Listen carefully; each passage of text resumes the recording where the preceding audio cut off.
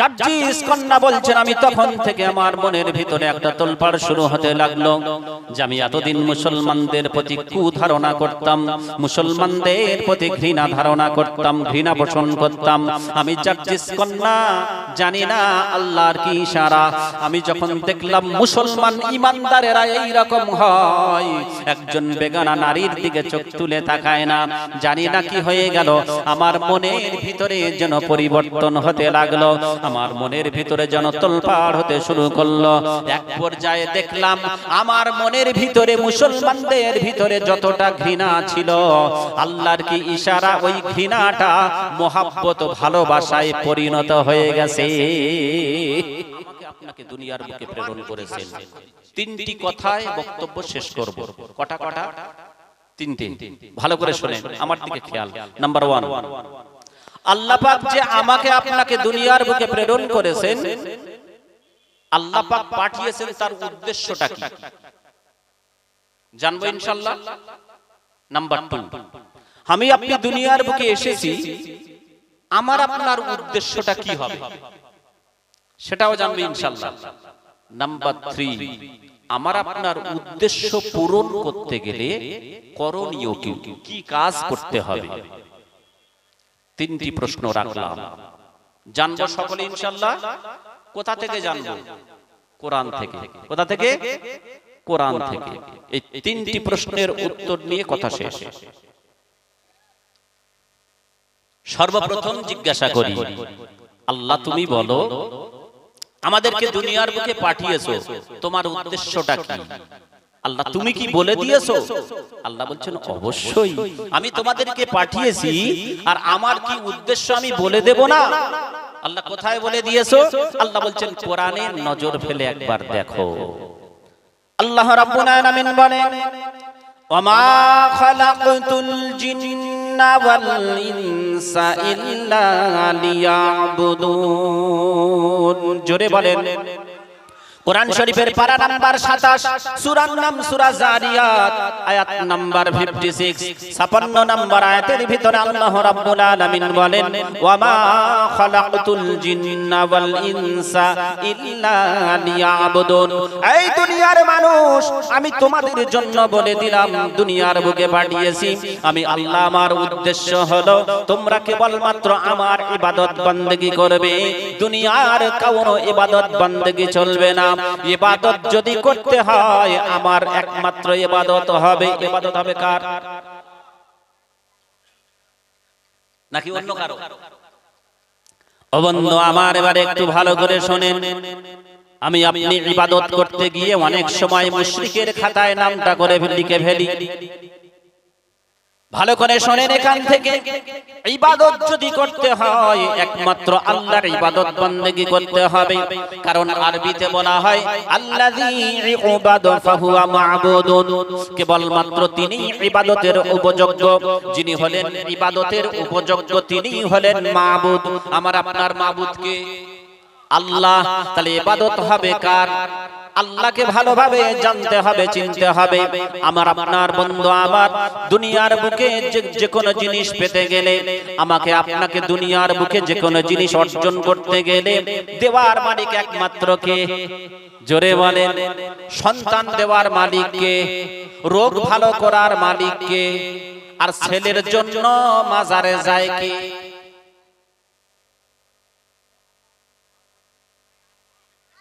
সন্তান দেওয়ার মালিক যদি হয় আল্লাহ, মাজারে ছেলের জন্য কেমন করে যায় মোল্লা? তাই না? যায় যায়, মানত করে। আহা বন্ধু আমার, অনেকে বলে থাকেন মাজারে মানত করার পর আমার সন্তান হয়েছে। আমি আপনাকে বলবো, আপনি যদি অমুসলিমদের কোন মন্দিরে শুকর মানত করেন, তারপরেও যদি দেবার সময় হয় আমার আল্লাহ দিয়ে দেবেন। বোঝাবো।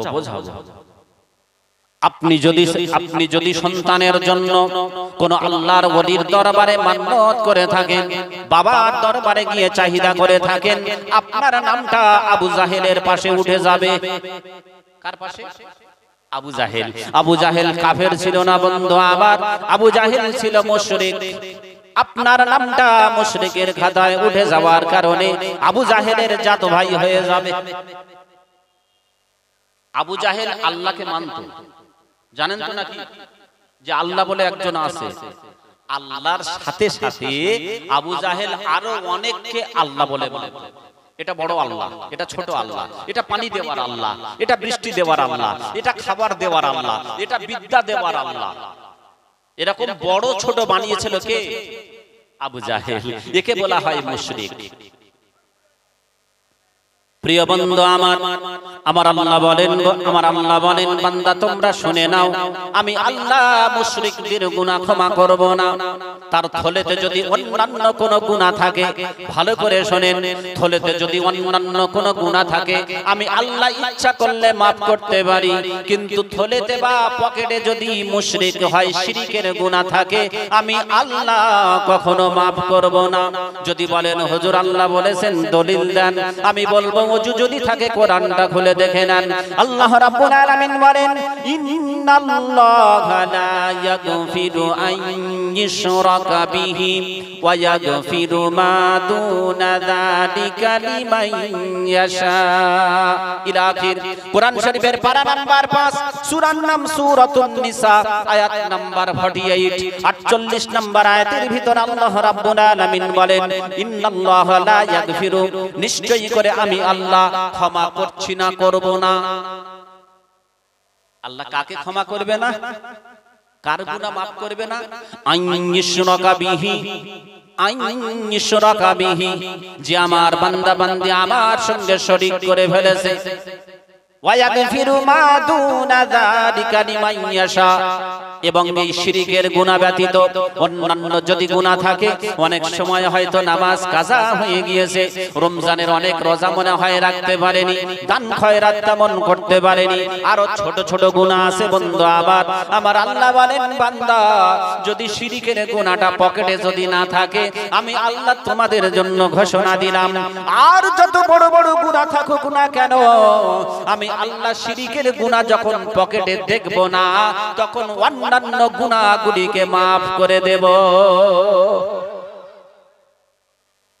কিন্তু শিরকের গুনাহ যদি পকেটে থাকে, ওই অবস্থা যদি কবরে যায়, আল্লাহ বলছে maaf হবে না, সেকেন্ডে সেকেন্ডে বজ্রাঘাত পড়বে কবরে।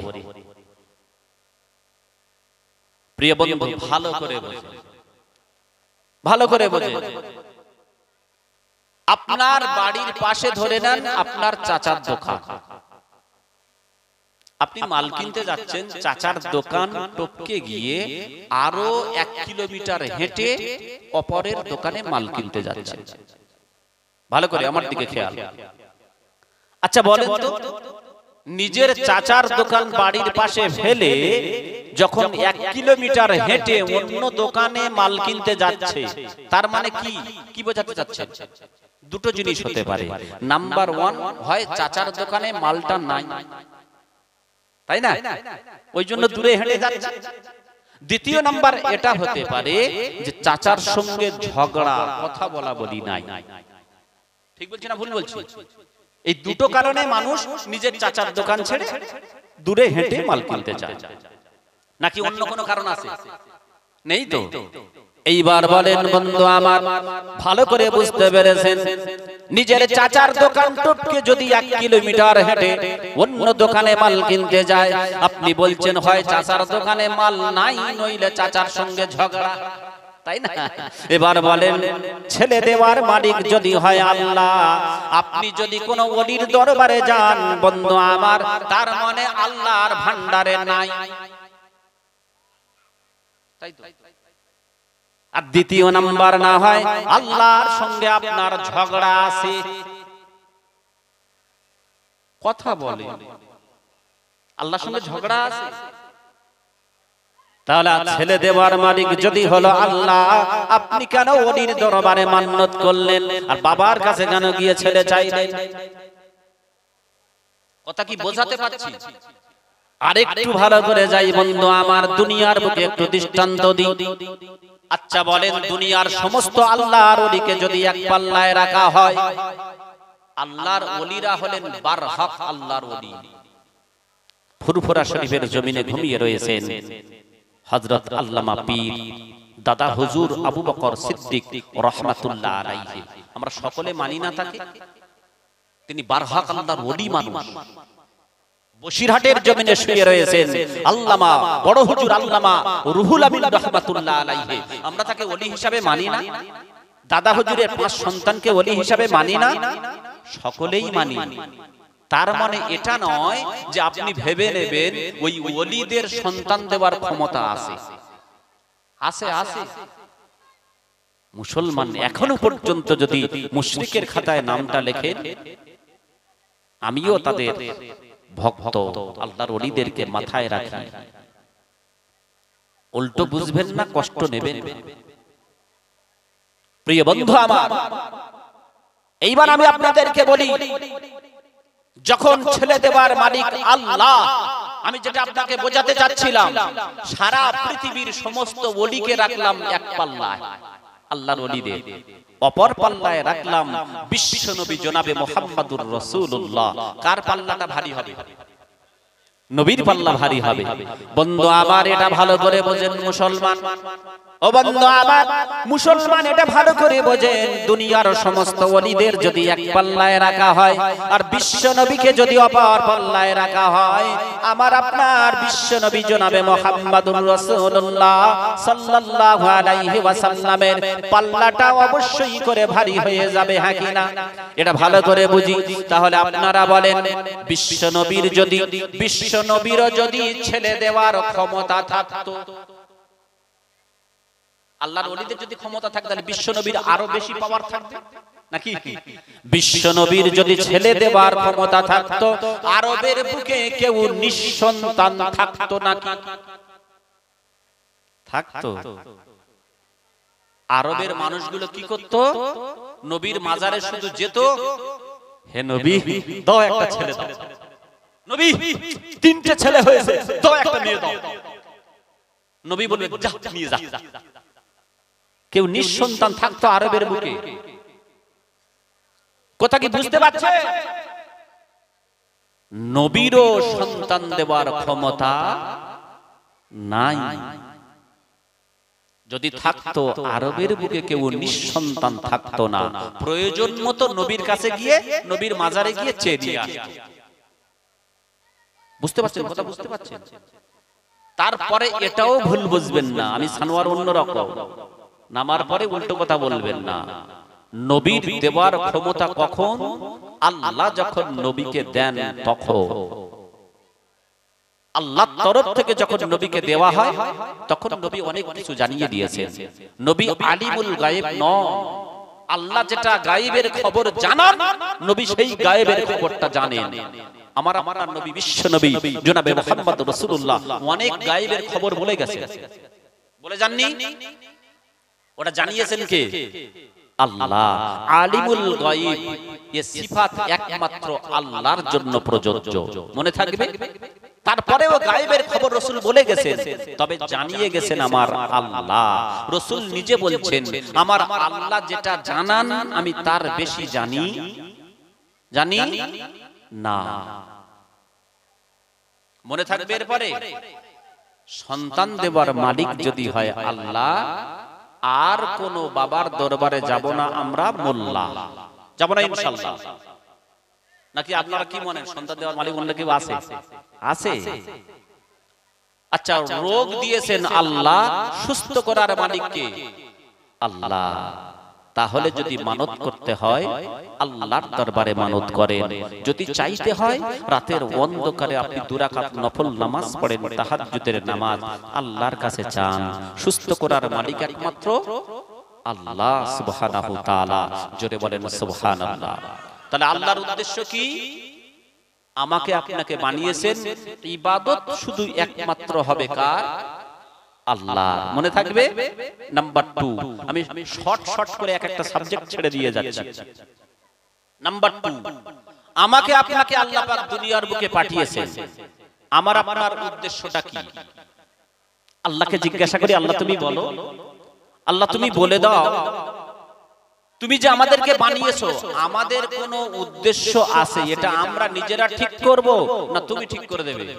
আল্লাহ বলছেন আমি তোমাদেরকে বানিয়েছি, আমি ঠিক করে দিচ্ছি তোমাদের উদ্দেশ্যটা কি। আল্লাহ তুমি বলো, বলছে কোরআনের দিকে নজর রাখো। আল্লাহ রাব্বুল আলামিন বলেন রব্বানা আতিনা ফিদ দুনিয়া হাসানাতাও ওয়া ফিল আখিরাতি হাসানাতাও ওয়া কিনা আযাবান নার। জোরে বলেন, আরেকটু জোরে বলেন আল্লাহু আকবার। কোরআন শরীফের পারা নাম্বার 2, সূরার নাম সূরাতুল বাকারা, আয়াত নাম্বার 102 নাম্বার আয়াতের ভিতরে আল্লাহ রাব্বুল আলামিন বলেন, আল্লাহ রাব্বুল আলামিন বলেন রব্বানা আতিনা ফিদ দুনিয়া হাসানা। অবশ্যই করে আমি আল্লাহ তোমাদের উদ্দেশ্যটা বলে দিলাম, তোমরা দুনিয়ার ভালাই আমার কাছে চাইবে, দুনিয়ার ভালাই তোমরা আমার কাছে চাইবে। ও বন্ধু আমার, সূরা বাকারার 201 নাম্বার আয়াত, ভুল বললাম, কত নাম্বার?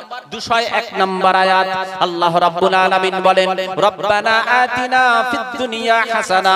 ও বান্দা, তোমরা দুনিয়ার জীবনের ভালাই আমার কাছে চাইবে, ওয়া ফিল আখিরাতি হাসানা, এবং আখিরাতের ভালাই আমার কাছে চাইবে, ওয়া কিনা আযাবান নার। বান্দা তোমরা চাইবে আল্লাহ জাহান্নাম থেকে বাঁচিয়ে দাও। আমি বলে দিলাম তোমাদের উদ্দেশ্য হবে দুনিয়ার ভালাই চাওয়া, আখিরাতের ভালাই চাওয়া, আর জাহান্নাম থেকে বাঁচার জন্য দোয়া করা। এইটাই হবে তোমাদের জন্য উদ্দেশ্য। বান্দা আমি বলে দিলাম তোমাদের জন্য এই তিনটে যদি তোমরা অর্জন করতে পারো, আমি আল্লাহ বলে দিলাম দুনিয়া আখিরাতে তোমাদের জন্য সফলতা অর্জন হয়ে যাবে। আচ্ছা, এর বেশি কিছু চাই? দুনিয়ার যাবতীয় ভালাই, আখিরাতের যাবতীয় ভালাই, আর জাহান্নাম থেকে বাঁচতে চাই।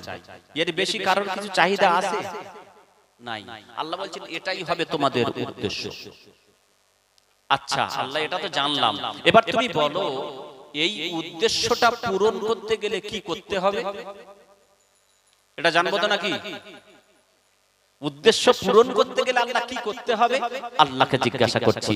আমার আল্লাহ উত্তর দিচ্ছেন, বান্দা দেখে নাও, কোরআনে দেখে নাও, কোরআনে আল্লাহ পাক বলছেন বান্দা যদি তোমাদের উদ্দেশ্য পূরণ করতে চাও, অর্থাৎ জাহান্নাম হারাম করতে চাও, জান্নাত অর্জন করতে চাও, আমি আল্লাহ ঘোষণা দিলাম দুটি কাজ করে এসো। কটা কটা?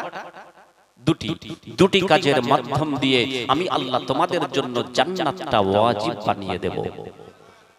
দলিল কোরআন।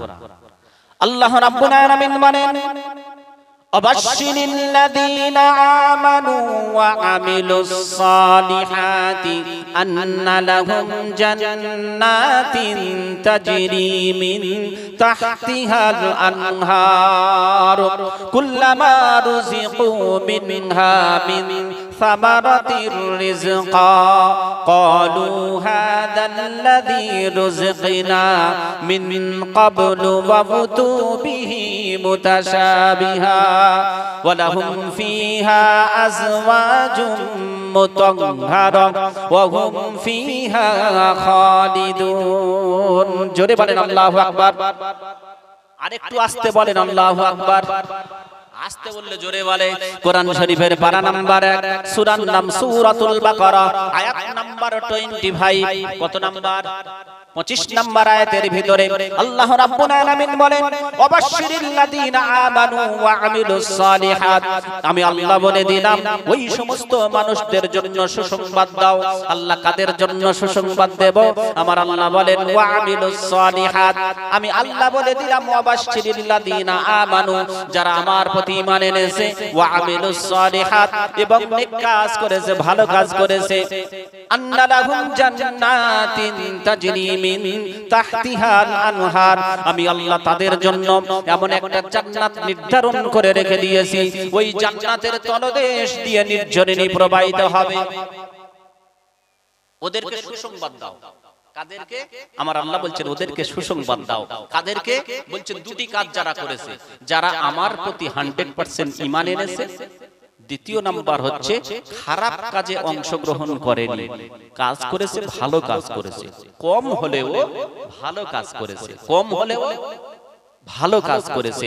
আল্লাহ বলছেন ওদের জন্য সুসংবাদ দাও। এই দুটি কাজের মাধ্যম দিয়ে আমি তাদের জন্য জান্নাতটা হালাল বানিয়ে দিলাম। কটা কাজ? কটা কাজ? দুটি কাজ। আল্লাহ পাক এই রকম আয়াত কোরআনের অনেক জায়গায় বলেছেন, দুটি কাজের মাধ্যম দিয়ে আমি আল্লাহ তোমাদেরকে জান্নাত হালাল বানিয়ে দেব। কটা কাজ? আরো দুটো একটা দলিল দেব, ব্রেন পরিষ্কার হোক নাকি। দলিল নাম্বার 2, ও বন্ধু আমার, আল্লাহ রাব্বুল আলামিন বলেন, ইন্নাল্লাযীনা আমানু ওয়া আমিলুস সালিহাতি লাহুম জান্নাতুন তাজরি মিন তাহতিহাল আনহার যালিকাল ফাওজুল কাবীর। কোরআন শরীফের পারা নাম্বার 30, সূরার নাম সূরাতুল বুরুজ, আয়াত নাম্বার 11। 11 নম্বর আয়াতের ভিতরে আল্লাহ রাব্বুল আলামিন বলেন, ইন্নাল্লাযীনা আমানু, নিশ্চয়ই যারা ঈমান এনেছে, ওয়া আমিলুস সালিহাত, ভালো কাজ করেছে, লাহুম জান্নাতুন তাজরি মিন তাহতিহাল আনহার, আমি আল্লাহ ঘোষণা দিলাম তাদের জন্য এমন একটা জান্নাত আমি আল্লাহ বানিয়ে রেখেছি, ওই জান্নাতের তলদেশ দিয়ে নির্ঝরিণী প্রবাহিত হবে, ঝর্ণা প্রবাহিত হবে। এমন একটা জান্নাতে দুটো কাজের মাধ্যম দিয়ে ওদেরকে দেব, যে জান্নাতের তলদেশ দিয়ে ঝর্ণা প্রবাহিত হবে। কমসে কম 4টে ঝর্ণার কথা তাফসিরে এসেছে। কটা? 4টে। স্বচ্ছ পানির ঝর্ণা, স্বচ্ছ দুধের ঝর্ণা, স্বচ্ছ মধুর ঝর্ণা, স্বচ্ছ শারাবান তাহুরা, মদের ঝর্ণা। জোরে বলেন। আসতে হয়ে গেল। মদখোররা মনে মনে করতেছে, দুনিয়ায় তাহলে একটু প্র্যাকটিস করে যাই, জান্নাতে না তো খাবো কি করে ভাই, তাই না? কারণ আল্লাহ জান্নাতে মদের নহর রেখেছে। যখন মাওলানা সাহেব বলছে, সানোয়ার সাহেব, তাহলে দুনিয়ায় একটু প্র্যাকটিস করে যাই, নইলে ওখানে খাবো কি করে ভাই, তাই না? ও মদখোরদের ডানচোখ লাফাচ্ছে, দেখ আসে, এদিকে আসে, এই বোতল টানা পার্টি আসে এদিকে। সর্বনাশ, বলে আসে, খাও খাও, ভালো করে খাও। মরলে দিদি ভেসে আসে, মরলে 1 লাখ, 1 লাখ না 50,000, 1 লাখ, মরলে 1 লাখ, বোতল টেনে মরলেই 1 লাখ, দিদি ভেসে আসে, এখন অসুবিধা না। মুসলমান মদের আড্ডায় বসে, যুবক ফিরে এসো, তুমি যুবক ফিরে এসো। বর্তমান সময় আমরা হারামের মধ্যে ডুবে আছি। কিসের মধ্যে? হারামের মধ্যে ডুবে আছি। এদিকে ওই গ্রুপ লোন আছে, আছে, কি সর্বনাশ। রোগ তাহলে আছে, হ্যাঁ না, রোগ দেখলে মলম দিতে হবে। আমি এখন বসেছি এখানে, ধরে নেন ডাক্তার, ডাক্তারের কাছে গিয়েছেন, বলেন তো বগলে ফোড়া উঠেছে, কোথায়? বগলে ফোড়া উঠেছে, ডাক্তার মলম লাগাবে কোথায়? মাথায় তো নাকি, কোথায়? তা আপনারা এনেছেন তো আমাকে শরীয়তের কথা বলতে, হাদিস কোরআনের কথা বলতে। আমি দেখছি এইখানে ফোড়া, যদি আমি ফোড়াতে মলম না লাগাই, বগলে ফোড়া যদি মাথায় মলম লাগিয়ে যাই, কিয়ামতের দিন সর্বপ্রথম আমাকে ধরবে আল্লাহ। কাকে ধরবে? আমাকে ধরবে আল্লাহ। ওই জন্য শুনেছি যখন একটু দিয়ে যাব, কিছু করার নাই। চাচাজি ভালো কথা বলেছেন যে আপনাদের গ্রামে আছে, ইয়েস আছে, জিজ্ঞাসা করবেন। আমি সানোয়ার যখন সুযোগ পেয়েছিলাম, ও যে পারে হোক হাদিস কোরআনের কথা আমি কাঁচি চালিয়ে গিয়েছি। কার কোথা থেকে গিয়েছে আমি দেখিনি, ওটা দেখবে কে? আল্লাহ দেখবে। আমার কিছু করার আছে? চালাবো, কাঁচি চালাবো, নাকি দাওয়াতের জন্য একটু ওই নরম করে ওয়াজ করে যাব? চালাতে হবে কাঁচি। আমি বলেছি না বিনা দলিলে কথা বলবো না। প্রিয় বন্ধু আমার, আসেন একটু কোরআন থেকে জেনে নি যে আল্লাহ এদের বিরুদ্ধে কি বলেছে। কোরআন থেকে জানবো ইনশাআল্লাহ। আমার আল্লাহ বলছেন, বান্দা তোমরা যদি ঈমানদার হও, ভালো করে শোনেন, আল্লাহ বলছেন তোমরা যদি ঈমানদার হও, তাহলে কোরআনের আয়াতটা শোনার পর তোমরা ছেড়ে দাও। আচ্ছা, এখানে আমরা যারা বসে আছি, আমরা সকলে কম বেশি ঈমানদার, নাকি কেউ বলবো আমি বেঈমান? বেঈমান কেউ আছি? হাত তোলেন তো দেখি। কেউ নেই, সব ঈমানদার। এবারে পরীক্ষা করি ঈমানদার কারা। আল্লাহ বলছেন, বান্দা তোমরা যদি ঈমানদার হিসাবে দাবি করো, তাহলে সুদের কারবার থেকে সরে এসো। যা খেয়েছো খেয়েছো, তাহলে আমিও আপনাদেরকে বলছি, আল্লাহ যেহেতু বলেছেন আমি আপনাদেরকে বলছি, যদি এখানে থেকে থাকে যা খেয়েছি নিয়ত করেন, আল্লাহ নিজে বলছেন তো যা খেয়েছো বাকি অংশটা ছেড়ে দাও, আর ওদিকে যেও না। সরে আসবো ইনশাআল্লাহ, সরে আসবো। যারা পাক্কা সুদ করা আছে ওরা বলতে তাই কখনো হয়? হুজুর 2 ঘন্টার জন্য এনেছি, আপনি আপনার বলতে এনেছি বলে যান, যা আছে কপালে দেখা যাবে সকালে, তাই না? খাচ্ছি খাবো, এত সহজে ছাড়া যায়? শুকরের গোশ কি সুন্দর আরাম বসে বসে খাচ্ছিলাম, তাই না? কি যে আরামের গোশ খাচ্ছি, শুকরের গোশ। ওই গ্রুপ লোন, বন্ধন লোনের টাকা খাওয়া আর শুকরের গোশত খাওয়া দুটো সমান সমান সমান। আর মসজিদে গিয়ে তসবিহ ছিঁড়ে দিচ্ছি আমরা অনেকে। কে আছে আমি জানি না, আপনারা বলেন আছে, আছে এই জন্য বলছি, কে আছে জানি না। মসজিদে গিয়ে তসবিহ ছিঁড়ে দিচ্ছি, সুবহানাল্লাহ। বউ রয়েছে গ্রুপ লোনের সেক্রেটারি, ওকে যদি জিজ্ঞাসা করে তুমি ওই গ্রুপ লোনের সুদ টুদ খাও, আল্লাহর কি রে হুজুর আমি খাই না। কে খায়? ওর বউ খায়। বউ, ও খায় না, ওর বউ খায়। পুরুষের দায়িত্ব ছিল মহিলাদেরকে খেটে খাওয়ানো। খেটে খাওয়াতে পারবেন না তা ভিক্ষা করে খান না, হাত দুটো কেটে রাস্তার ধারে বসে ভিক্ষা করে খান। মা বোনদেরকে যেমন হারাম কাজে পাঠাচ্ছেন তেমন তাদের ইজ্জত নিয়ে খেলা করছেন। বলে দিলাম আপনার নামটা দায়ুসের খাতায় উঠে যাচ্ছে। কার খাতায়? দায়ুসের খাতায় উঠে যাচ্ছে। ভালো করে লিখে নেন আপনি। দুপুরবেলা বেরিয়ে যাচ্ছে, বাপজি আমার মাঠ থেকে কাজ করে আসছে, প্রচন্ড গরম, ঘামে মাথা থেকে পা পর্যন্ত জামা কাপড় ভিজে গিয়েছে। দেখছে দুপুরবেলা বাড়ির ভিতর ঢুকেছে আর স্ত্রী বের হয়ে যাচ্ছে, ঠোঁটে লিপস্টিক, চোখে আইনালা, কি সুন্দর কাঁধে ভ্যালেন্টাইন ব্যাগ নিয়ে বেরিয়ে যাচ্ছে। এ কোথায় যাচ্ছিস রে? বলে স্যার এসেছে ডাক্তার। কোথায় যাচ্ছে? ষাঁড়ের কাছে যাচ্ছে। বউ যাচ্ছে ষাঁড়ের কাছে আর হিজড়ে বসে আছে বাড়িতে। কষ্ট নেবেন না, আল্লাহ রাসূল বলছেন তোমার নামটা দায়ুসের খাতায় উঠে যাবে। আর দায়ুস লা ইয়াদখুলুল জান্নাহ, দায়ুস কোনদিন জান্নাতের সুঘ্রাণ পাবে না। তুমি পুরুষ মহিলাকে স্যারের কাছে পাঠাচ্ছো, আর ও এসে ও ভাবি পাশে এসো, পাশে এসো। মায়ের পেটের খালাতো ভাই, ও যে ভাবি দেখতে যত সুন্দর সে গ্রুপ লোনের হেড, তাই না? এই ভাবি যাকে বলবে তাকে ও দেবে, এছাড়া দেবে না। আল্লাহ বলছেন তোমরা ইমানদার বলছো, এবারে খাতার পৃষ্ঠায় নামটা দেখো তোমার আছে কিনা। আল্লাহ বলছেন যদি ইমানদার হিসাবে দাবি করো তাহলে সুদের কারবার থেকে সরে এসো। যদি বলেন দলিল, দলিল হলো কোরআন, এখানে না দিলে ছাড়বে আমার দলিল। আল্লাহ রাব্বুল আলামিন বলেন ইয়া আইয়ুহাল্লাযীনা আমানুত্তাকুল্লাহ ওয়া যারু মা বাকিয়া মিনার রিবা ইন কুনতুম মুমিনিন। জোরে বলেন। কোরআন শরীফের পারা নাম্বার 2, পারা নাম্বার 3, সূরার নাম সূরাতুল বাকারা, আয়াত নাম্বার 278, 278 নাম্বার আয়াতের ভিতরে আল্লাহ রাব্বুল আলামিন বলেন ইয়া আইয়ুহাল্লাযীনা আমানুত্তাকুল্লাহ, হে ঈমানদার বান্দাগণ তোমরা আমি আল্লাহ আমাকে তোমরা ভয় করো, ওয়া যারু ছেড়ে দাও, মা বাকিয়া মিনার রিবা সুদ যা খেয়েছো বাকি অংশ ছেড়ে দাও, ইন কুনতুম মুমিনিন যদি তোমরা ঈমান ইমানদার হিসাবে দাবি করো। ও বন্ধু আমার, আমি সানোয়ার আমার কথা নয়, আল্লাহর কোরআন থেকে দলিল দিলাম।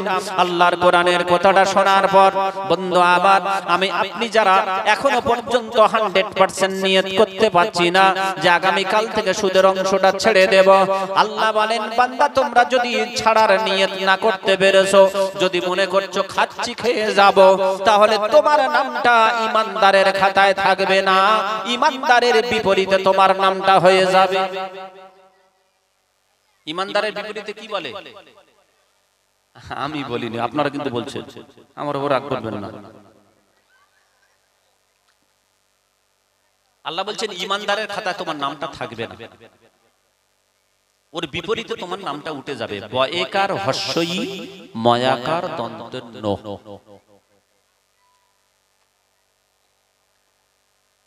ছাড়া যাবে ইনশাআল্লাহ। এরপরেও আপনাদেরকে বলি বন্ধু আমার, যদি না ছাড়েন আর একটু ভালো করে শোনেন, আমাকে আপনাকে যদি জিজ্ঞাসা করা হয়, ভালো করে বলেন, আমাকে আপনাকে যদি কেউ জিজ্ঞাসা করে যে আমরা মায়ের সুসন্তান না কুসন্তান, আমরা সকলে কি বলবো? মায়ের সকলে আমরা কি বলবো? সুসন্তান। নাকি কেউ বলবো মায়ের কুলাঙ্গার ছেলে? আমি বলবো সকলে আমরা বলবো মায়ের সুসন্তান। এবারে বন্ধু আবার ভালো করে বোঝেন, কিতাবের ভিতরে পাওয়া যায় যদি কোনো আল্লাহর বান্দা 1 টাকা পরিমাণ সুদ খায়, কত? 1 টাকা পরিমাণ সুদ খায়, বলা হয়েছে আপন গর্ভধারিণী মায়ের সঙ্গে 36 বার জিনা করলে যে গুনাহ হয়, ওই গুনাহটা তার আমলনামায় লেখা হয়ে যায়। জোরে বলে সুবহানাল্লাহ। ওরে বাবা রে, শ্রোতা পেয়েছি। তালে গোল দিতে রাজি আছি আমরা। মায়ের সাথে জেনার গুনাহ হবে, বলে সুবহানাল্লাহ। এ মুসলমান, পরিবর্তন হওয়া যাবে? যাবে যাবে, পরিবর্তন হওয়া যাবে। আর কথা বলে না, কষ্ট পাচ্ছেন? আমি বলি যদি রাগ করেন তো আল্লাহর উপর রাগ করেন, আমার কিছু করার নাই। এরপরে আল্লাহ বলছেন, এ রাগ করবি আমার বান্দা, তুই রাগ করবি, লড়াই করার জন্য প্রস্তুতি নে। আমার বান্দা সানোয়ার, ওকে আমি সামান্যতম জ্ঞান দিয়েছি, ওই জন্য তোদের সামনে বলছে, ওর উপর রাগ করে কি করবি? আমি আল্লাহ সুদখোরদের বলছি আমার সঙ্গে লড়াই করার জন্য প্রস্তুতি নে। কে বলছেন? কে বলছেন? আল্লাহ বলছেন, দলিল কোরআন। আল্লাহ রাব্বুল আলামিন বলেন, ফা ইন লাম তাফআলু ফাআযানু বিহারবিম মিনাল্লাহি ওয়া রাসূলিহি ইলা আখির আয়াত। কোরআন শরীফের পারা নাম্বার 3, সূরার নাম সূরাতুল বাকারা, আয়াত নাম্বার 279, 279 নাম্বার আয়াতের ভিতরে আল্লাহ রাব্বুল আলামিন বলেন, ফা মানে অতঃপর, ইন মানে যদি, লাম তাফআলু তোমরা সুদের কারবার থেকে সরে আসতে না বেরেছো, ফাআযানু তাহলে তৈরি হও। আল্লাহ কি তৈরি হব বলে দাও। আমার আল্লাহ বলেন, বান্দা শুনে নাও, বিহারবিম মিনাল্লাহি ওয়া রাসূলি, সুদখোর তোমরা তৈরি হও, আমি আল্লাহ এবং আমার রাসূলের সঙ্গে লড়াই করার জন্য প্রস্তুতি নাও। এমন কোন বাপের বেটা আছেন, এমন কোন মায়ের সন্তান আছেন, আল্লাহর সঙ্গে লড়াই করে জিতবো, রাসূলের সঙ্গে লড়াই করে জিতবো? হাতটা তোলেন। আছেন কেউ? কেউ নাই? তাহলে রাগ আমার উপর করবেন না আল্লাহর উপর করবেন? যে কোনো একটা বলেন, রাগ আমার উপর করবেন না আল্লাহর উপর করবেন? কার উপর রাগ করবেন? কথা বলেন। কষ্ট পাচ্ছেন? কি বলেছিলাম? দুটি কাজে আল্লাহ বলছেন, দুটি কাজে তোমাদের উদ্দেশ্য সফল, জান্নাত। কটা কাজে? দুটি কাজে। প্রথম নাম্বার কি? 100% ঈমান। দ্বিতীয় নাম্বার কি? ভালো কাজ। খারাপ কাজে অংশগ্রহণ করব না, ভালো কাজে। বেশি পাচ্ছ না, কম করো, ভালো কাজ করো, খারাপ কাজে যেও না। এই দুটি কাজের মাধ্যম দিয়ে আল্লাহ জান্নাত দিয়ে দেবে। আমরা কম বেশি সকলে বলবো আমরা ঈমানদার, ও সাবজেক্টটা রাখলাম। কে ঈমানদার আর কে অন্যদিকে যদি পরীক্ষা করা হয়, কে কোন দিকে যাবে আল্লাহ জানে। ও আর পরীক্ষা করব না, আপনাদের কষ্ট দেব না। যাই হোক, কম বেশি আমরা সকলে ঈমানদার। দ্বিতীয় নাম্বার পয়েন্টের উপর আলোচনা, ভালো কাজ, নেক কাজ। নেক কাজ আমাকে আপনাকে করতে হবে, খারাপ কাজে আঞ্জাম দেব না। ভালো কাজের নমুনা, ভালো কাজ করার জন্য দুটি বৈশিষ্ট্য। কটা? ওয়াজটা বোঝার চেষ্টা করেন। আমরা কম বেশি ঈমানদার, প্রত্যেকে দাবি করছি, আল্লাহকে বিশ্বাস করি, নবীকে বিশ্বাস করি, জান্নাত জাহান্নাম বিশ্বাস করি, আখিরাত বিশ্বাস করি, কিয়ামত বিশ্বাস করি, করি না? আল্লাহর মালায়েকা ফেরেশতা বিশ্বাস করি। এই 7টা জিনিসের উপর, আল্লাহর আসমানি গ্রন্থ সেগুলো বিশ্বাস করি। এই 7টা জিনিসের উপর ঈমান আনলে কম বেশি আমরা ঈমানদার। তাহলে কটা কাজ বাকি থাকলো? একটা। এই একটা কাজ করতে পারলে জান্নাত। সেটা কি কাজ? সৎ কাজ বা ভালো কাজ, তাই তো? ভালো কাজ করার জন্য দুটি হচ্ছে আপনার শর্ত। কটা শর্ত? দুটি। ভালো কাজ আপনি যে ভালো কাজ করেন না কেন, আপনি ক্লাস হিসাবে নোট করে নেন, পাবেন না সব জায়গায়। ভালো কাজ করতে গেলে আপনার দুটি শর্ত। প্রথম নাম্বার হলো, যে ভালো কাজটা করব আল্লাহকে রাজি করার জন্য করতে হবে। কাকে? আল্লাহকে। দ্বিতীয় নাম্বার শর্ত হলো যে ভালো কাজটা করব নিজের ইচ্ছা মতো নয়, রাসূল যেটা জানিয়ে গেছেন, দেখিয়ে গেছেন সেইভাবে করতে হবে, অর্থাৎ সুন্নতে নববী, রাসূলের তরিকার উপর করতে হবে। ভালো কাজ করতে গেলে কটা শর্ত মুখস্থ করে নেন। নাম্বার 1 কি বললাম? যে ভালো কাজটা করব কাকে রাজি করার জন্য? আল্লাহকে রাজি করার জন্য। দ্বিতীয় নাম্বার শর্ত কি বললাম? ভালো কাজটা হবে রাসূলের তরিকায়। মনে থাকবে, যদি এই দুটি বৈশিষ্ট্য সামনে রেখে, শর্ত সামনে রেখে কাজ করতে পারি, আল্লাহর কসম করে বলি, আমার আল্লাহ বলছেন বান্দা ঈমানদার আর তুমি সৎ কাজে এই দুটি বৈশিষ্ট্যের মাধ্যম দিয়ে করছো, আমি বলে দিলাম তোমাদের জন্য জান্নাত ওয়াজিব হয়ে গেছে। এবার আমরা আল্লাহকে রাজি করার জন্য কারা কাজ করি একটু দেখা যাক নাকি? একটা হাদিস থেকে দৃষ্টান্ত দেব। আল্লাহকে রাজি করার জন্য কাজ করেছিলেন তারা কেমন ভাবে, তারপর আমি আপনি নিজের দিকে ফিট করব। আমি বাস্তব আপনাদেরকে বোঝাই উদাহরণ দিয়ে দিয়ে। একটা হাদিস থেকে আপনাদেরকে শোনাবো, তারপর নিজের দিকে ফিট করব আমরা কেমন আল্লাহকে রাজি করার জন্য কাজ করি। প্রিয় বন্ধু আমার,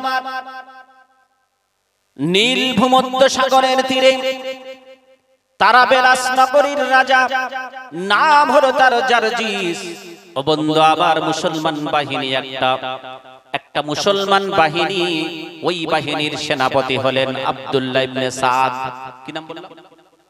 আব্দুল্লাহ ইবনে সাদ রাদিয়াল্লাহু তাআলা আনহু মুসলমান বাহিনীর সেনাপতি। উনি তারাবেলাস নগরীর রাজা জারজিসের এলাকা দিয়ে ব্যবসা বাণিজ্য করতে যাচ্ছেন। হঠাৎ করে খবর পেল জারজিস যে আমার এলাকার ভিতর দিয়ে মুসলমান বাহিনী ব্যবসা বাণিজ্য করে টাকা উপার্জন করতে যাচ্ছে। উনি বললেন, না না, মুসলমানদের টাকা ইনকাম হবে, এটা আমি জারজিস কখনো সহ্য করতে পারবো না। চিন্তা ভাবনা করার পর বন্ধু আবার কয়েকটা সৈন্য দিয়ে খবর পাঠিয়েছে, ও আব্দুল্লাহ ইবনে সাদ, আমাদের জারজিস আপনার সঙ্গে দেখা করতে চায়। বলে, কি খবর একবার বলো। জারজিসের সঙ্গে দেখা করা হলো। জারজিস বলল, ও মুসলমানদের সেনাপতি আব্দুল্লাহ ইবনে সাদ, তুমি শুনে নাও, আমি জারজিস তোমার জন্য ঘোষণা দিলাম, তুমি যে ব্যবসা বাণিজ্য করতে যাবে, ওই ব্যবসা বাণিজ্যের কিছু ইনকাম আমাকে দিতে হবে। হযরত আব্দুল্লাহ ইবনে সাদ বললেন, আমি ব্যবসা বাণিজ্য করতে যাব বিদেশে, আর জমিনটা হলো আল্লাহর জমিনে আমি তোমার রাজত্বের ভিতর দিয়ে অন্য দেশে ব্যবসা বাণিজ্য করব। তোমার এই রাজত্বের ভিতর দিয়ে যাবার কারণে আমার ব্যবসার লাভ তোমাকে দিতে হবে। এটা আমি আব্দুল্লাহ ইবনে সাদ কখনো মেনে নিতে পারি না। তোমার এলাকার ভিতর দিয়ে যাব, হেঁটে যাব, অন্য দেশে ব্যবসা করব, যার জন্য লাভ তোমাকে দিতে হবে। জমিন আল্লাহ। ঠিক বলেছেন না ভুল বলেছে? আব্দুল্লাহ ইবনে সাদ রাদিয়াল্লাহু তাআলা আনহু উনি বললেন, ও আল্লাহর বান্দা শুনে নাও, এক পয়সা লাভ আমি তোমাকে দিতে রাজি নয়, কারণ আমাদের বিশ্ব নবী জনাবে মুহাম্মদুর রাসূলুল্লাহ সাল্লাল্লাহু আলাইহি ওয়াসাল্লাম তিনি জানিয়ে গেছেন, আমি কখনো অন্যায়ের সঙ্গে আপোষ করি নাই। আমার সাহাবারা তোমরা শুনে নাও, তোমাদের বৈশিষ্ট্য, তোমাদের ব্যবহার হবে অন্যায়ের সঙ্গে কখনো আপোষ করবে না। মুসলমান বলেন, আমরা সেই নবীর উম্মত নাকি না? আমরা অন্যায়ের সঙ্গে আপোষ করব না, করিও আর না বলে না। আমরা অন্যায়ের সঙ্গে আপোষ করি? হ্যাঁ প্রিয় বন্ধু আমার, পরীক্ষা করলে ধরা পড়বে। হয়তো অনেকে কষ্ট পাচ্ছেন, কিছু করার নাই বন্ধু। আবার আমি আপনাদেরকে দলিল দিয়ে একটা একটা করে বোঝানোর চেষ্টা করছি। আব্দুল্লাহ ইবনে সাদ রাদিয়াল্লাহু তাআলা আনহু উনি বললেন, ও আল্লাহর বান্দা শুনে নাও, ভালো করে শুনেন এখান থেকে। ও আল্লাহর বান্দা শুনে নাও, অন্যায়ের সঙ্গে আপোষ কখনো মুসলমান করে না, আমরা করি না। জারজিস তুমি শুনে নাও, 1 টাকা পরিমাণ লাভ আমি তোমাকে কখনো দিতে পারবো না। জারজিস বলল, আমার রাজত্বের মধ্য দিয়ে তুমি কখনো পা তুলে ব্যবসার দিকে আগাতে পারবে না। বলে তাই? বলে হ্যাঁ। বলে কি করতে হবে? বলে আমার রাজত্বের মধ্য দিয়ে যেতে গেলে তোমাকে যুদ্ধের জন্য প্রস্তুতি নিতে হবে। কথাটা শুনছেন? আমার দিকে খেয়াল আছে? প্রিয় বন্ধু আমার, জার্জিস বলল, ও আব্দুল্লাহ ইবনে সাদ, তুমি যখন আমাকে লাভ দেবে না শুনে নাও, আমি ঘোষণা দিলাম আমার রাজত্বের মধ্য দিয়ে যখন তুমি যাবে, তবে শুনে নাও আমাদের সঙ্গে যুদ্ধ করে জয়লাভ করে তবে তোমাকে অতিক্রম করতে হবে। হযরত আব্দুল্লাহ ইবনে সাদ বললেন, অন্যায় ভাবে আমার যখন পথ অবরোধ করে বসেছো, আমি আব্দুল্লাহ ইবনে সাদ মাথা নত করব না, আমিও যুদ্ধের জন্য প্রস্তুতি নিয়ে নিলাম। একটু জোরে বলা যাবে কি সুবহানাল্লাহ? হযরত আব্দুল্লাহ ইবনে সাদ ঘোষণা দিলেন, ও আবার সাথীবৃন্দ তোমরা শুনে নাও, আমরা হলাম বিশ্বনবীর সৈন্য। বিশ্বনবীর সৈন্য হয়ে কখনো কখনো অন্যায়ের সঙ্গে আপোষ করি নাই, করব না। আল্লাহ যদি এখানে মওত রাখেন, পৃথিবীর কেউ রক্ষা করতে পারবে না। আল্লাহ যদি আমাদেরকে হায়াত রাখেন, পৃথিবীর কেউ মারতে পারবে না। ঠিক বলেছে না ভুল বলেছে? আল্লাহ যদি বিপদ আপদ দেয়, পৃথিবীর কেউ রুখতে পারবে? আর আল্লাহ যদি বিপদ দেব না বলে, পৃথিবীর কেউ তার ক্ষতি করতে পারবে? পারবে? আল্লাহ বলেন, বান্দা আমি যেটা ভাগ্যে রেখেছি সেইটুকু ছাড়া বিন্দু মাত্র বেশি হবে না, কমও হবে না। বেশি হবে না, কমও হবে না। দলিল আল্লাহ বলেছেন কোরআন। আল্লাহ রাব্বুল আলামিন বলেন, কুল লান ইউসিবানা ইল্লা মা কাতাবাল্লাহু লানা হুয়া মাওলানা। জোরে বলেন আল্লাহু আকবার। কোরআন শরীফের পারা নাম্বার 10, সূরার নাম সূরাতুত তাওবা, আয়াত নাম্বার 51, 51 নাম্বার আয়াতের ভিতর আল্লাহ রাব্বুল আলামিন বলেন, হে রাসূল কুল মানে বলে দাও, লান ইউসিবানা কোনো দুঃখ নাই, মুসিবত নাই, টেনশন নাই, ইল্লা মা কাতাবাল্লাহু লানা আমি আল্লাহ তোমাদের ভাগ্যে যতটুকু লিখে রেখেছি তার থেকে বিন্দু মাত্র কম হবে না, বেশিও হবে না। হযরত আব্দুল্লাহ ইবনে সাদ ঘোষণা দিলেন, ও আমার সাথী সঙ্গী তোমরা শুনে নাও, আমি আব্দুল্লাহ ইবনে সাদ তোমাদেরকে বলে দিলাম, আমি বিশ্বনবীর সৈন্য, তোমরাও বিশ্বনবীর সৈন্য। অন্যায়ের সঙ্গে কখনো আপোষ করা যাবে না, যুদ্ধের জন্য তোমরা প্রস্তুতি নাও। হযরত আব্দুল্লাহ ইবনে সাদের বন্ধু আমার মাত্র কয়েক হাজার সাথী সঙ্গী, আর দেখা গেল আব্দুল্লাহ ইবনে সাদের বিরুদ্ধে জার্জিস বাহিনী হলো 1,20,000। কত? 1,20,000। আর তার মোকাবিলায় মুসলমান বাহিনী মাত্র কয়েক হাজার। প্রিয় বন্ধু আমার, 1,20,000 সেনা নিয়ে আব্দুল্লাহ ইবনে সাদ বাহিনীর উপরে যখন জার্জিস বাহিনী আক্রমণ করতে শুরু করলো, দেখা গেল বন্ধু আবার ইমানি পাওয়ারে বলিয়ান হয়ে মুসলমান বাহিনী জয়লাভ করতে শুরু করেছে। আর একটু জোরে হবে না? ইমানি পাওয়ার যদি থাকে, কালেমার শক্তি, পৃথিবীর সকল শক্তি কালেমার কাছে হার মানবে। মানবে কি মানবে না? আমরা সে কালেমাওয়ালা মুসলমান নয় তো, হতে পারিনি, তাই না? প্রিয় বন্ধু আমার, আব্দুল্লাহ ইবনে সাদ যখন জয়লাভের পথে, তখন জার্জিস বাহিনী একটা মিটিং বসলো, কয়েকজন মন্ত্রী মহল নিয়ে, বাগা বাগা সৈন্য নিয়ে, সকলকে ডেকে বলল, ও আমার মন্ত্রী মহল তোমরা শুনে নাও, আমরা হলাম 1,20,000 সেনা, আর মুসলমান বাহিনী মাত্র কয়েক হাজার, তারপরেও ওরা কেমন করে জয়লাভ করে যায়, আমাদের বিচার বিশ্লেষণ করতে হবে। বলে হ্যাঁ তাই। সকলে মিলে একটা মিটিং বসেছে বন্ধু আমার। ওই মিটিং এর ভিতরে একজন বলল, ও আমাদের সেনাপতি জার্জিস, আপনি শুনে নেন, আমি একটা আপনাকে কথা বলি, এই কারণে মনে হয় আমরা হেরে যাচ্ছি। বলে কি কারণ? বলে আপনি যুদ্ধক্ষেত্রে আপনার একটা রূপবতী যুবতী কন্যাকে সাথে নিয়ে এসেছেন। বলে তাতে কি আছে? বলে বুঝতে পারছেন, আপনি যুদ্ধক্ষেত্রে এসেছেন আর আপনার ওই যুবতী কন্যাকে এনেছেন কেন? যেমন রূপবতী, যেমন দেখতে তেমন যুবতী, রূপবতী দেখতে অপরূপা কন্যা। জার্জিস ওর নিজের কন্যাকে নিয়ে যুদ্ধক্ষেত্রে চলে গেছে। বলছে আপনার ওই মেয়েটা আনার কারণে আমি মনে করি হার। বলে কেন? বলে আপনার মেয়ের রূপে আপনার 1,20,000 সেনা পাগলের মতো হয়ে গেছে, যার জন্য যুদ্ধক্ষেত্রে হেরে যাচ্ছে। বলে হ্যাঁ ঠিক বলেছ। রূপে পাগল হয় না? পাগল হয় তো নাকি? অনেক দলিল আছে, আমি ওদিকে যাচ্ছি না। আব্দুল্লাহ ইবনে সাদ বলল কি করা যায়? একজন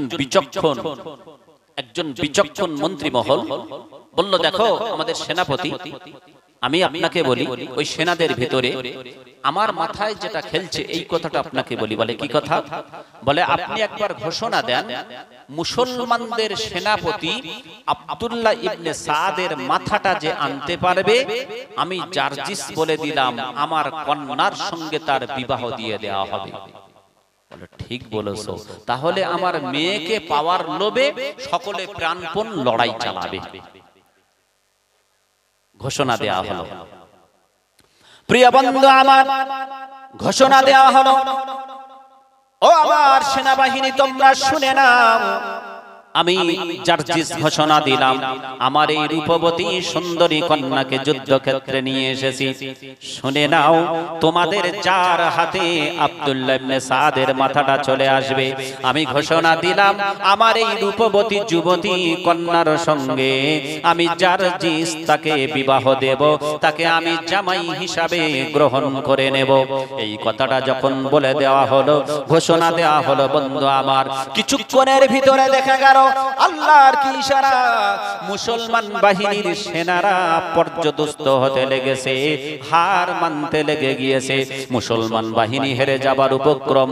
হযরত আব্দুল্লাহ ইবনে সাদ রাদিয়াল্লাহু তাআলা আনহু উনি বললেন, ও আমার সাথী সঙ্গী তোমরা শুনে নাও, আমরা প্রাথমিক দিকে জয়লাভ করছিলাম, এমন না জানি কি হলো, এখন আমরা যুদ্ধের মধ্যে হেরে যাচ্ছি কেন? সকলে মিলে একটা মাশওয়ারা করি এসো।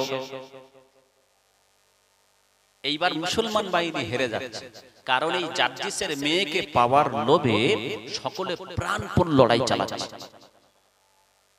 চালায় না? আরে কত রূপবতী মহিলাকে পাওয়ার জন্য অনেক যুবক হয় বিষ না হয় গলায় দড়ি দিয়ে দিচ্ছে, মানে নিজের জীবন দিয়ে দিচ্ছে। দিচ্ছে না? বাস্তব বলছি না ভুল বলছি? গার্জেনদেরকে আমি বলে যাই, ওই আপনার ছেলে বা অপরের কোনো মেয়ে যদি দুজনের কানেকশন জুড়ে যায়, গার্জেনরা আপনারা নারাজ হবেন না, আপনার সন্তানকে ওই জায়গায় বিয়ে দেন। ও যুবকরা বলছে হুজুর ঠিক বলেছে, অনেকদিন তো বলছি বাপকে, বাপ একদম মানছে না, তাই না? রাইট। আমি আপনাদেরকে বলছি, আমি যুবকদের সাথে সন্তানের বাপদেরকে বলি, ওই মহিলার পিতাদেরকে বলি, আপনার কন্যা যদি কারোর সঙ্গে অবৈধ প্রেমে জড়িয়ে পড়ে, যদি বলে যে ওর ছাড়া আমি বিবাহ করব না, আপনি বিয়ে দিয়ে দেন। নইলে দুটো ক্ষতি। কটা ক্ষতি? দুটো ক্ষতি। বাস্তব ছাড়া বলি না তো। নাম্বার 1, আপনার ছেলে কিংবা মেয়ে যদি প্রেস্টিজওয়ালা হয়, তাহলে ও কি করবে? ওই পরের ছেলের কিংবা মেয়ের হাত ধরে পালাবে না, জানে বাপের একটা মান সম্মান আছে। কি করবে? যদি প্রেস্টিজওয়ালা হয় আর আপনি দিচ্ছেন না, ও বেছে নেবে হয় গলায় দড়ি না হয় বিষ। ঠিক বলছি না ভুল বলছি? আর যদি আপনার ছেলে প্রেস্টিজওয়ালা না হয়, তাহলে আপনি বলবেন দেবেন না, ওর তাতে কিছু যায় আসে না, ওই দুজনের হাত ধরে চম্পট। তারপরে মেয়ের বাপ 6 মাস 1 বছর পর যখন নাতিপুতি হয়ে যাবে, আয় মা আয় ঘরে আয়, কি আর বলি। তা নিজের মান সম্মান হারিয়ে তারপরে তুলছেন কেন? ঠিক বলছি না ভুল বলছি? আপনি তো সেইভাবে মানুষ করতে পারেন, তো কি হবে? আপনার সন্তান তো ওই রকম হয়েছে, আপনার কন্যা তো ওই রকম হয়েছে, রুবিনা টানটান হাসছে হাসছে। আরে গাছ ঝড়ে শুয়ে পড়েছে, ছোট গাছ ঝড়ে শুয়ে পড়েছে, আপনি বলছেন তুলবো এখন থাক। 10 বছর পরে গিয়ে গাছটা ঠেলে তুলছেন 4 বাপ বেটা মিলে, চার বাপ বেটা মিলে 10 বছর পরে গাছটা গিয়ে ঠেলে তুলছেন, উঠবে তো? উঠবে না, কারণ ও তো শুয়ে শুয়ে মোটা হয়ে গেছে। তা আপনার সন্তানকে আপনার কন্যাতে ছোট থেকে মানুষ করতে পারে, তাকে সুশিক্ষা দিতে পারে, যার জন্য ওই ছোট থেকে শুয়ে শুয়ে মোটা হয়ে গেছে, ও আপনার কথা শুনবে কি করে? অনেক মহিলা এখন আছে, এরাই বেশি যুবকদেরকে কাঁদাচ্ছে, ঠকাচ্ছে, জানেন? এখনকার মহিলা এদের ছলনা ধরা দেয়। এরা এক জায়গায় দেয় মিস কল, অপর জায়গায় করে রিসিভ কল, ডান হাতে বাম হাতে যুবকদেরকে ঘোরাচ্ছে, তাই না? এই যুবকদের ভিতরে আছে এরা ওই দুটো হাতে দুটো, দুটো পায়ে দুটো, চারটে পাঁচটা করে ঘোরায়, এরা ঘোরাচ্ছে না? যুবক, বিবাহ যদি করতে হয় একটা করে নাও, অসুবিধা নাই। আমি তোমার আব্বাকে বলে যাচ্ছি, তোমার যদি বলতে অসুবিধা হয় আমি বলে যাচ্ছি।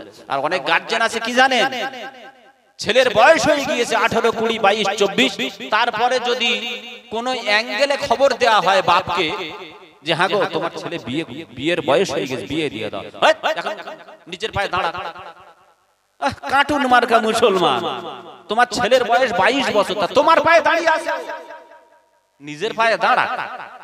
ছেলের বয়স 24 বছর, বলে নিজের পায়ে দাঁড়া, ছেলে যেন বাপের পায়ে দাঁড়িয়ে আছে।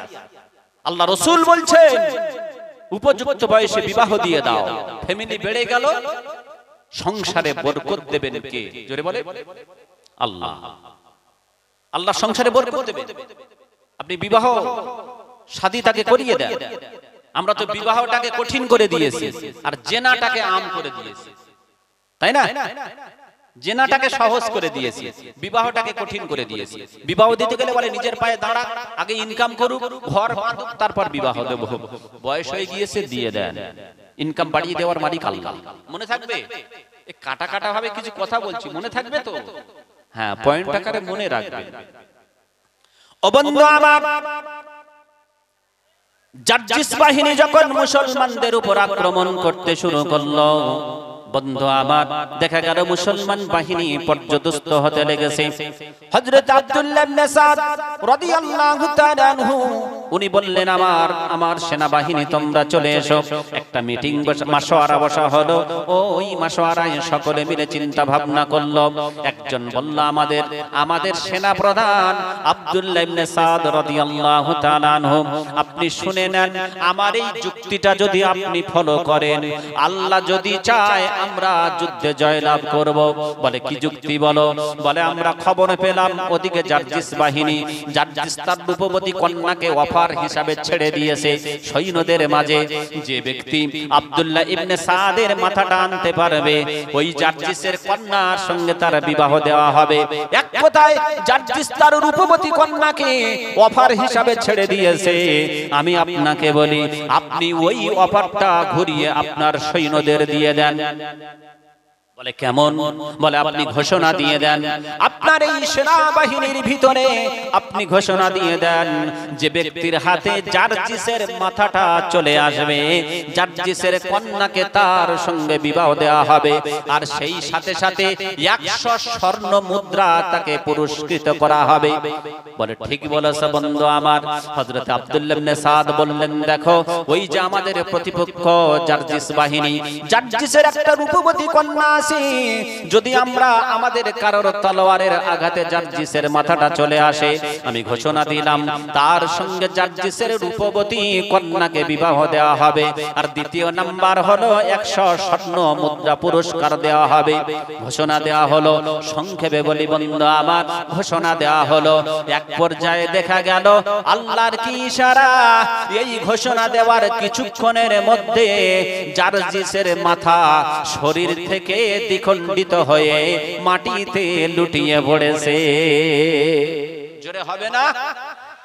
জার্জিসের মাথা যখন মাটিতে লুটিয়ে পড়েছে, ও বন্ধু আমার, জার্জিসের সেনারা দেখলো আমাদের সেনা প্রধান, আমাদের নেতার মাথা যখন মাটিতে লুটিয়ে পড়েছে, আমাদের আর টেকা এখানে সম্ভব নয়, চল কাঁথা বালিশ গোটা পালাই ঘরের দিকে।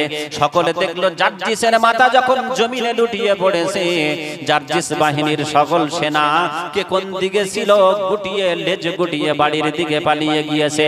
এক কথায় মুসলমান বাহিনী জয় জয়লাভ করে গেছে। আরেকটু জোরে হবে কি সুবহানাল্লাহ। কিন্তু অবাক করা কাণ্ড বন্ধু আমার, আমি আপনাদেরকে বোঝাতে চাচ্ছিলাম, কাজ যদি করতে হয় আমার আল্লাহকে রাজি করতে হবে। যদি আল্লাহকে রাজি করার জন্য কাজ না করি, দুনিয়ার কোন মানুষকে দেখানোর জন্য করি, লৌকিকতার জন্য করি, ও কাজ যত বড় হোক না কেন, যত ভালো হোক না কেন, আল্লাহর দরবারে বিন্দু মাত্র দাম নাই। যদি লোক দেখানোর জন্য হয়, লৌকিকতার জন্য যদি হয়, যত ভালো কাজ হোক না কেন আল্লাহর দরবারে বিন্দু মাত্র দাম নাই। আর ওই কাজের বিনিময়ে জান্নাত পাওয়া যাবে না। কি বোঝাতে চাইলাম বন্ধু আমার?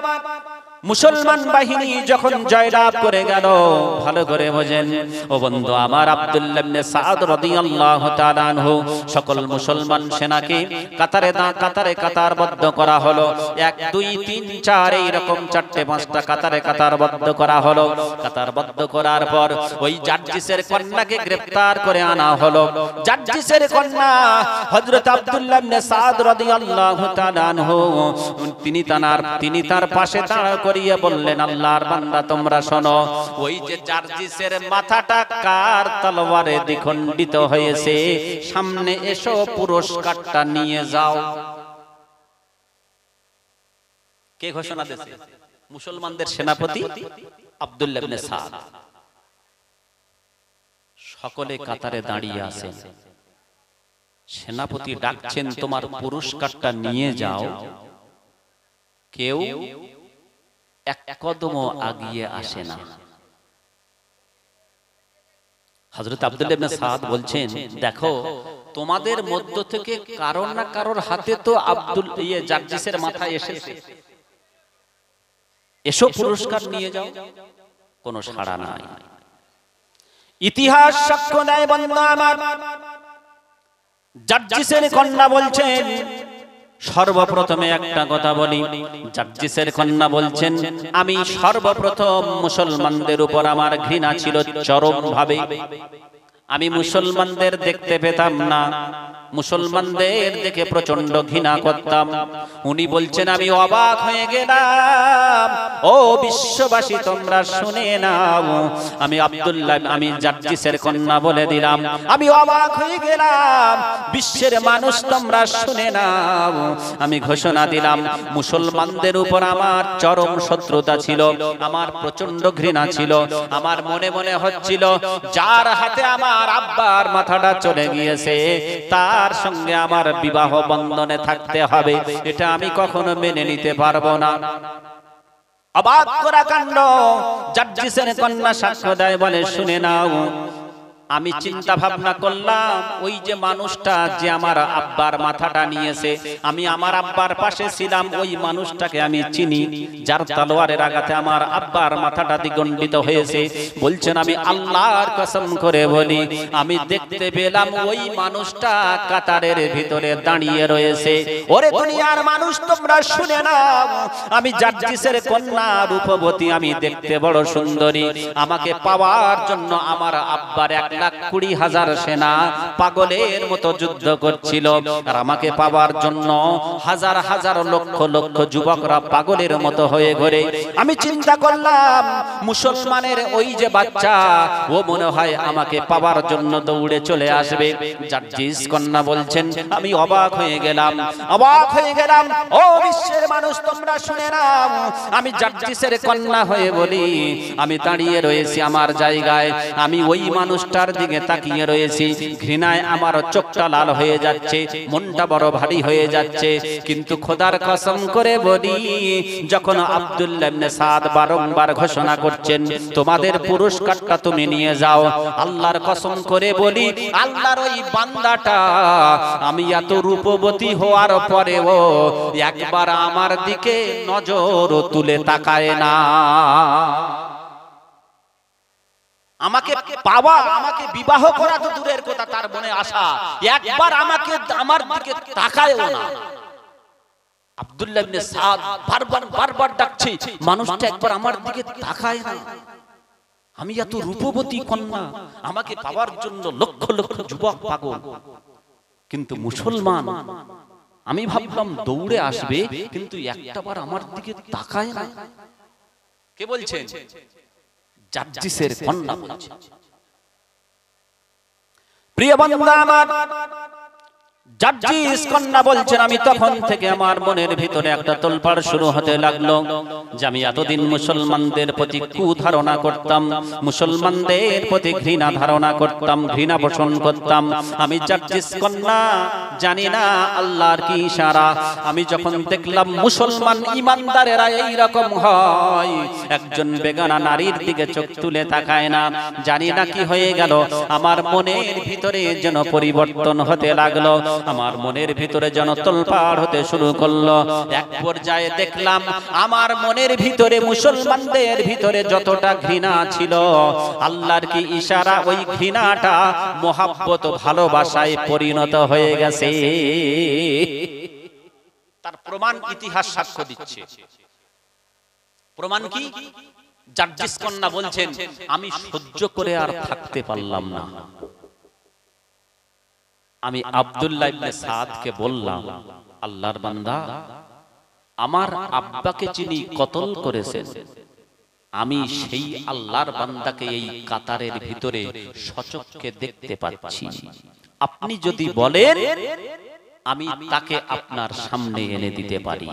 জার্জিস কন্যা বোঝাতে চাচ্ছেন, আমার যে ঘৃণা ছিল এখন মহাব্বত ভালোবাসায় রূপান্তরিত হয়ে গেছে। আমি ভাবলাম ও বিশ্বের মানুষ, মুসলমান ইমানদারের সঙ্গে, এই রকম মানুষের সঙ্গে যদি আমার চিরজীবনটা কাটাতে পারি, আমি নিজেকে ধন্য মনে করব। কারণ আমি একজন রূপবতী কন্যা, তারপরেও ইমানদার মুসলমান আমার দিকে একবারও চোখ মেলে তাকায় না। আমি অবাক হয়ে গেলাম। এটাই তো মুহাম্মাদুর রাসূলুল্লাহর আদর্শ।